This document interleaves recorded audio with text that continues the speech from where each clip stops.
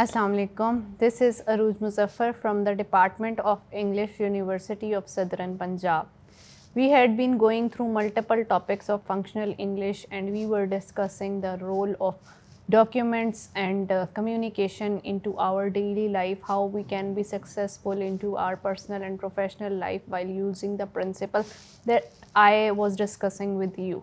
Our today's topic is a bit different and much current to the needs and desires that we had been facing into our lives. And the topic is that why we should be sensitive and careful about gender inequality in language and communication. This topic is one of the most important and most debated topics throughout the world. As you people know, that language is one of the most powerful tools in human society. It not only reflects our thoughts and beliefs but also shapes the way we perceive the world around us. The words that we use, the tone we adopt, and the assumptions built into our speech, they can reinforce equality or deepen our inequality. Among the many forms that we have been going through into our social biases embedded in communication, gender inequality in language remains one of the most subtle yet influential. Being sensitive and careful to gender inequality in language and is therefore essential because the way we communicate affects people's sense of identity, inclusion, and worth.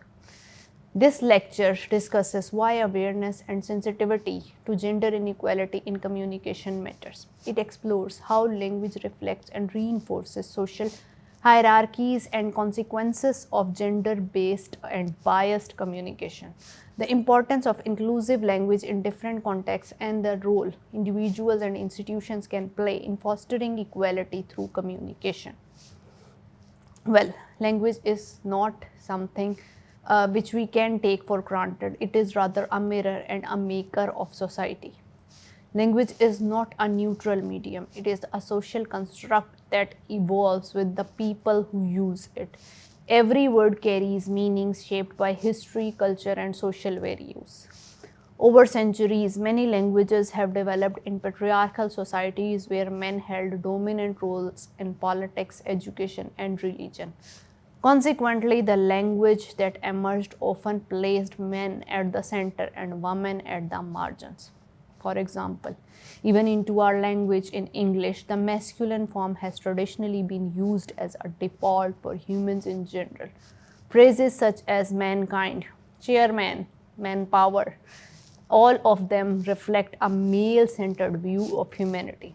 Similarly, pronouns like he were once used to refer to both men and women, reinforcing the idea that the male experience represents everyone's reality. Even idiom and metaphors often associate masculinity with strength, logic, and leadership, while femininity is linked to emotions, weakness, and dependence. Such linguistic patterns do not merely describe social reality, they also shape it. When people constantly hear or use language that prioritizes men or stereotypes women, they internalize those associations. This process, known as linguistic relativity, means that language influences how we think. If our everyday communication treats one gender as dominant or superior, it subtly reinforces inequality in thought, behavior, and our expectations.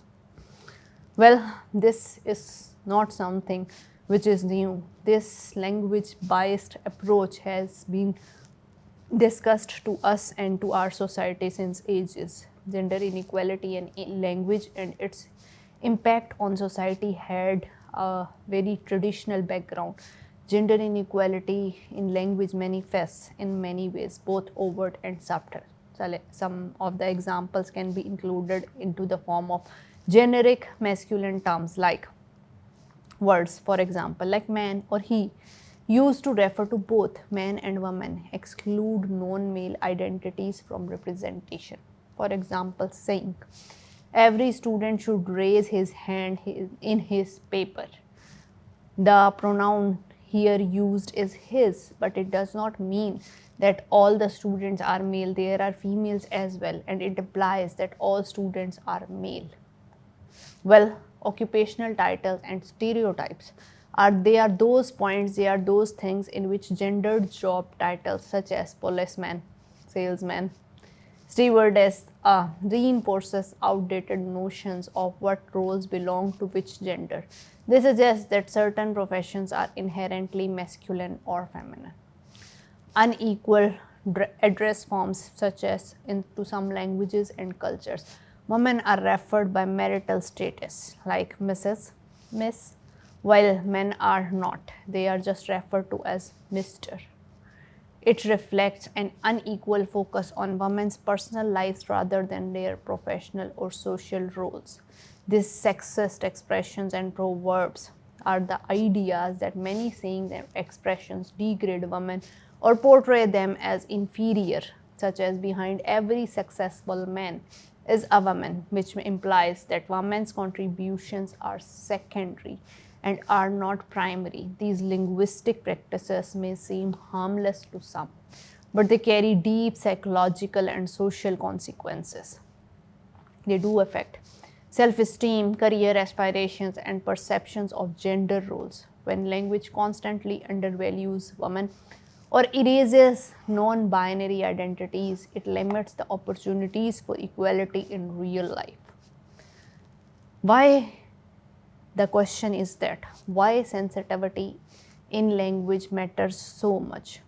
The answer to this question is that being sensitive to gender inequality in language is not simply about using the right words. It is about acknowledging that language can either sustain or challenge discrimination. There are several important reasons that why such sensitivity matters. For example, it promotes equality and fairness. Every person deserves to be treated with equal respect and dignity. Using gender sensitive language ensures that communication includes everyone rather than privileging one group. For example, using police officer instead of policeman affirms that everyone, regardless of gender, can serve into that role. And in the same way, when people hear inclusive language, they feel seen and valued, which enforces fairness in social and professional interactions.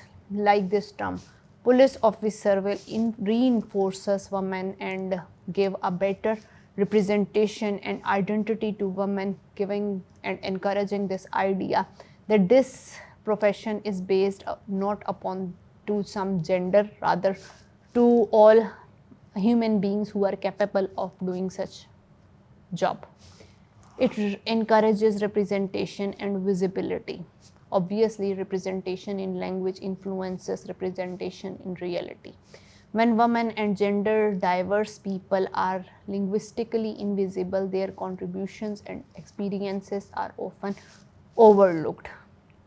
Like inclusive language ensures visibility.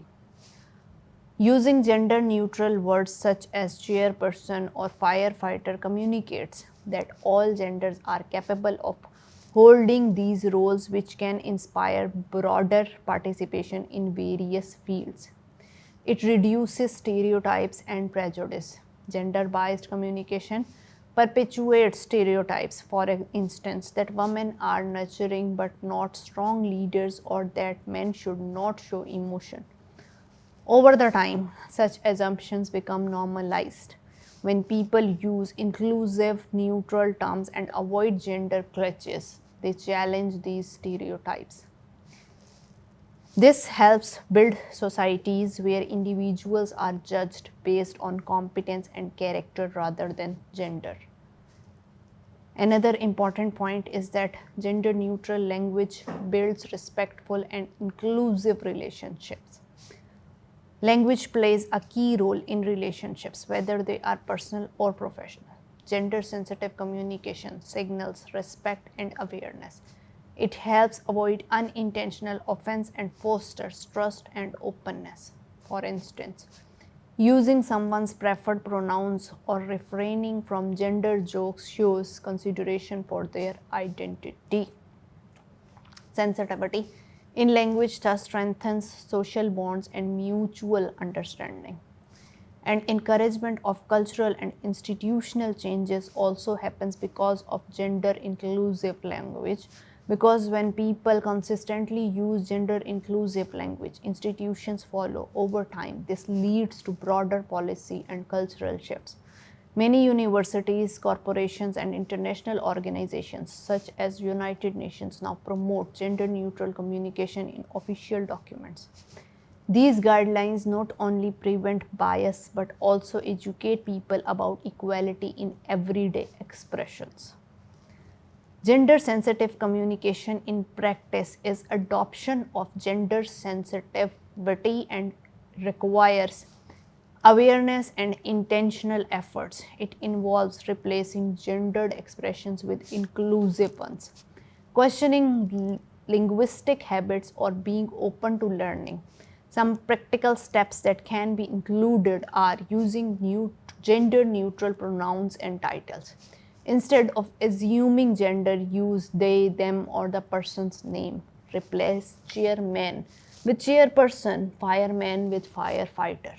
And avoiding unnecessary gender references, use the word student instead of the girl student, unless gender is relevant to the context. Balancing representation in examples and stories is another technique in which teaching, writing, or media portray both women and men in equal contribution of activity and diverse roles. Challenging the biased expressions, such as avoiding phrases that reinforce stereotypes, such as like a girl to denote weakness, or man up to suggest courage. Respecting individual identities, like the use of the pronouns and terms people identify with. This practice promotes dignity and inclusion. Challenges and misconceptions regarding it are that despite its importance, gender sensitive language can face resistance. Some argue that it complicates communication or undermines traditions. Others see it as unnecessary or as a form of political correctness. However, these criticisms often arise from misunderstanding. Language naturally evolves to reflect social progress, such as new words emerge for new technologies or cultural phenomena. Inclusive terms evolve to reflect modern values of equality and respect. Being sensitive in language does not mean policing speech, it means communicating consciously and compassionately. Another important challenge is that in many languages, such as Urdu, Arabic, French, and Spanish, gender is grammatically embedded.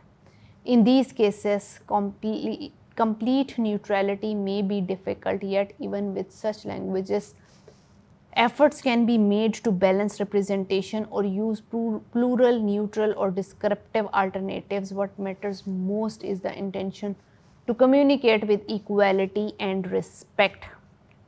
And what is the social and psychological benefit of gender sensitive communication is immense, and it extends to beyond fairness.